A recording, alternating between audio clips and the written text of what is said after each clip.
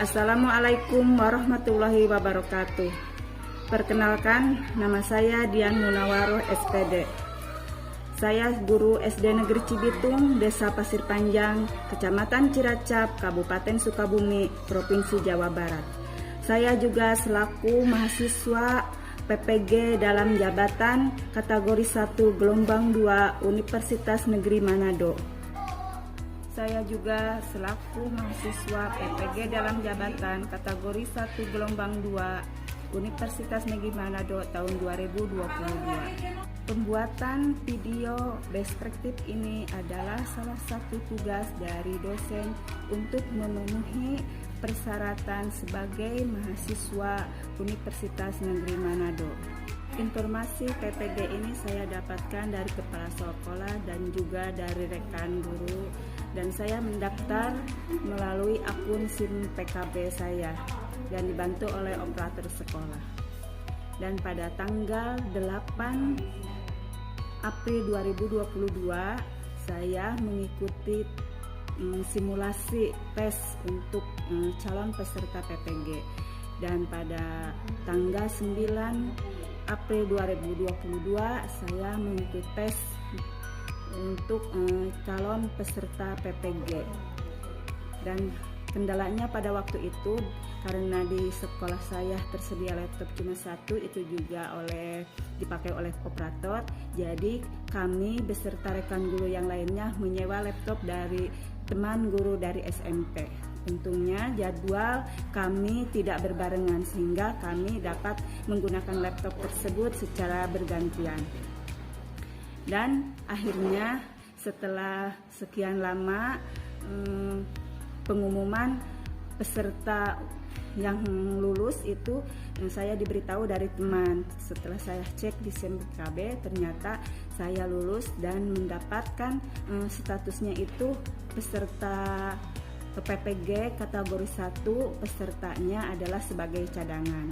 Dan pada tanggal 29 Oktober 2022 saya mendapat WA dari orang Pelabuhan Ratu yang namanya Ibu Yanita.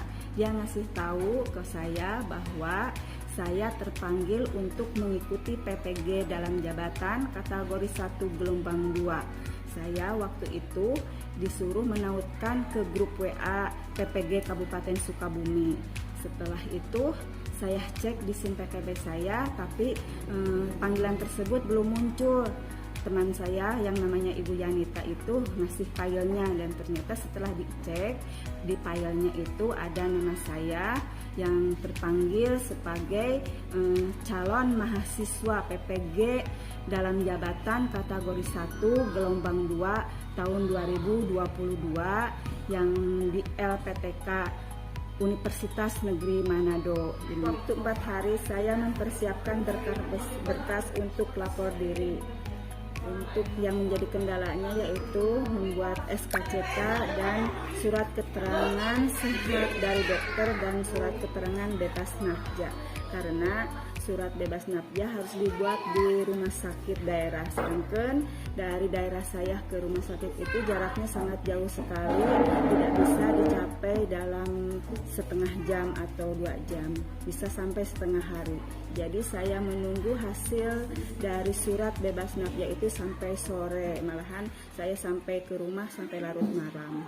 Dan pada tanggal 1 November 2022 saya upload berkas lapor diri ke LMS dan juga buka modul bahan ajar untuk bahan kuliah PPG dalam jabatan.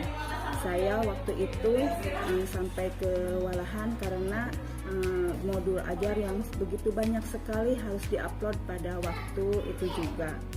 Karena besoknya harus mengikuti orientasi PPG dalam jabatan kategori 1 gelombang 2 tahun 2022 di LPTK Universitas Negeri Manado atau UNIMA.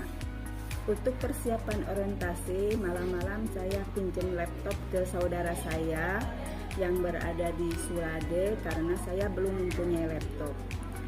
pada hari ke-1 yaitu orientasi mahasiswa PPG dalam jabatan di LPTK Universitas Negeri Manado pada tanggal 2 November 2022.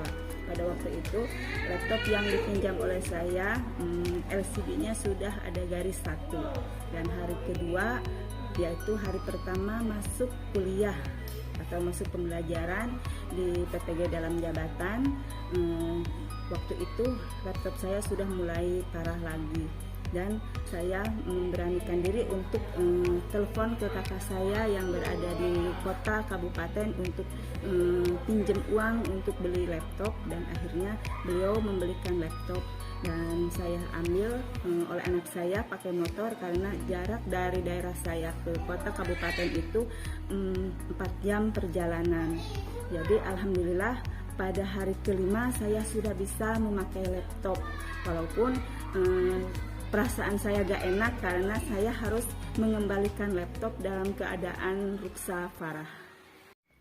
Dan pada akhirnya saya dapat menyelesaikan mata kuliah analisis materi pembelajaran dan desain pembelajaran inovatif, melaksanakan fair teaching walaupun baru pertama kali saya melakukan itu. Bisa saya lalui dengan perjuangan yang sangat luar biasa, melaksanakan pair teaching yang sangat karena waktu itu secara daring sehingga saya sangat kaku sekali. Dan yang paling menegangkan waktu ujian komprehensif. Waktu itu mungkin karena persiapan yang kurang maksimal sehingga masih ada pertanyaan dosen yang tidak bisa saya jawab dengan benar.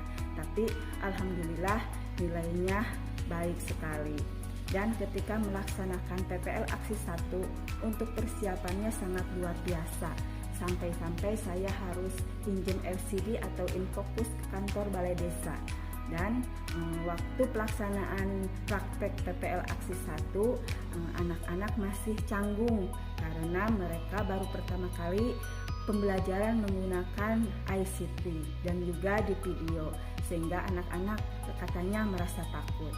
Dan ketika mengedit video pembelajarannya untuk menguploadnya ke YouTube, waktu itu saya sampai diblokir oleh YouTube karena katanya plagiat. Untung saja saya bisa mengatasinya sehingga video dapat diupload dan dapat diunggah ke LMS. Dan pada waktu PPL aksi 2 sama kendalanya, saya harus meminjam infocus. Saya kali ini pinjam infokusnya dari MTS Darul Ulum. Ketika pelaksanaan praktek PPL, anak-anak sudah sedikit terarahkan. Tapi kendalanya waktu itu listrik di daerah saya mati. Untung saja pembelajaran tinggal sedikit lagi. Anak-anak tinggal melaksanakan evaluasi dan penutupan. Ketika pengeditan video kali ini kendalanya karena diburu-buru waktu presentasi. Padahal kemarinnya saya membuat video dan hari ininya misalnya saya harus presentasi. Jadi pengeditan dan penguploadan video itu diburu-buru oleh waktu. Untung saja alhamdulillah bisa teratasi. Demikian cerita terbaik selama mengikuti PPG dalam jabatan ini bisa saya lewati berkat bantuan, dorongan, support dari kepala sekolah, rekan kerja, rekan mahasiswa, dosen, dan guru pamong. Terima kasih atas segalanya. Assalamualaikum warahmatullahi wabarakatuh.